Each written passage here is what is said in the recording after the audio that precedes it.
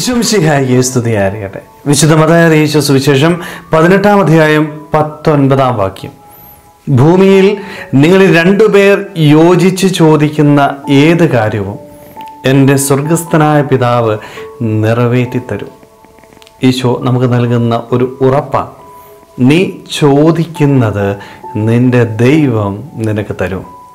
എപ്പോഴാണ് എൻ്റെ ദൈവം ഞാൻ ചോദിക്കുന്നത് എനിക്ക് നൽകുന്നത്? ഒറ്റയ്ക്ക് പ്രാർത്ഥിക്കാനല്ല പറയുന്നത്. യോജിപ്പോടുകൂടി ഐക്യത്തോടുകൂടി ഒരുമിച്ചിരുന്ന് പ്രാർത്ഥിക്കുമ്പോഴാണ് നിന്റെ ജീവിതത്തിൽ നീ ആഗ്രഹിക്കുന്നത് നിന്റെ ദൈവം തരുന്നത്. സ്നേഹമുള്ളവരെ, ഇന്ന് എനിക്ക് സാധിക്കാതെ പോകുന്നതും ഇതേ ഐക്യം തന്നെ. കുടുംബ പ്രാർത്ഥന പോലും ഇന്ന് ഒരുമിച്ചിരിക്കാനായിട്ട് പറ്റുന്നില്ല. ഒരുമിച്ചിരുന്ന് പ്രാർത്ഥിക്കുന്നിടത്ത് ദൈവത്തിൻ്റെ അനുഗ്രഹം ഐക്യമുണ്ടാവണം. മറ്റുള്ളവരെ സ്നേഹിച്ചു പ്രാർത്ഥിക്കുന്നവന് മാത്രമേ ദൈവത്തിൽ നിന്ന് അനുഗ്രഹങ്ങൾ നേടിയെടുക്കാനായിട്ട് സാധിക്കത്തുള്ളൂ. ഒരുപക്ഷെ നമ്മുടെയൊക്കെ ജീവിതത്തിൽ ഇന്ന് സംഭവിക്കുന്നത് മറ്റുള്ളവരെ സ്നേഹിക്കാനായിട്ട് മറന്നു പോവുകയാണ്. മറ്റുള്ളവരോട് വിദ്വേഷം വെച്ച് പുലർത്തിയിട്ട് എൻ്റെ ആവശ്യങ്ങൾക്ക് വേണ്ടി എൻ്റെ ദൈവത്തിൻ്റെ സന്നിധിയിലേക്ക് കടന്നു വരുന്നവരുടെ എണ്ണം ഇന്ന് ഏറി വരിക. പലപ്പോഴും നമ്മളൊക്കെ കടന്നു വരുന്നത് ഇതേ മനോഭാവത്തോടുകൂടിയാണ്. ഉള്ളിൽ വിദ്വേഷം വെച്ച് പുലർത്തിക്കൊണ്ട് വരികയാണ്.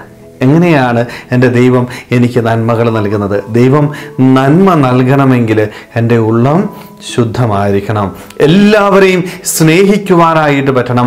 യോജിപ്പോടുകൂടി ഐക്യത്തോടുകൂടി ഒരുമിച്ചിരുന്ന് പ്രാർത്ഥിക്കുവാനായിട്ട് പറ്റണം. ഒരുമിച്ച് പ്രാർത്ഥിക്കുന്നിടത്ത് അത്ഭുതങ്ങൾ നേടിയെടുക്കാനായിട്ട് പറ്റുന്നത്.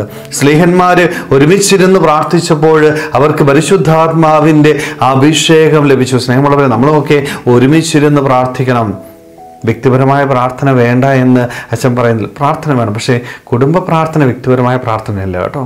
പക്ഷേ ഇന്ന് നമ്മുടെ കുടുംബങ്ങളിൽ അമ്മയും മക്കളും പ്രാർത്ഥിക്കുന്ന പ്രാർത്ഥനയാണ് കുടുംബ പ്രാർത്ഥന. അപ്പന്മാരെ അവിടെ കാണാനേ ഇല്ല, യുവജനങ്ങളെ അവിടെ കാണാനേ ഇല്ല. സ്നേഹമുള്ളവരെ, അങ്ങനെയുള്ള കുടുംബ പ്രാർത്ഥന ഒരിക്കലും അർത്ഥവത്തായിട്ട് തീരുന്നില്ല.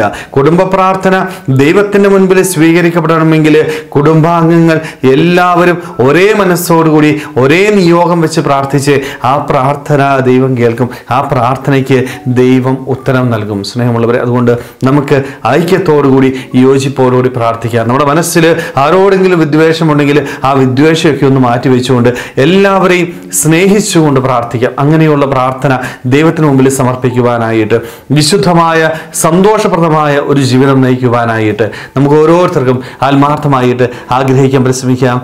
ദൈവം നമ്മളെല്ലാവരെയും സമൃദ്ധമായിട്ട് അനുഗ്രഹിക്കട്ടെ. ആമേൻ.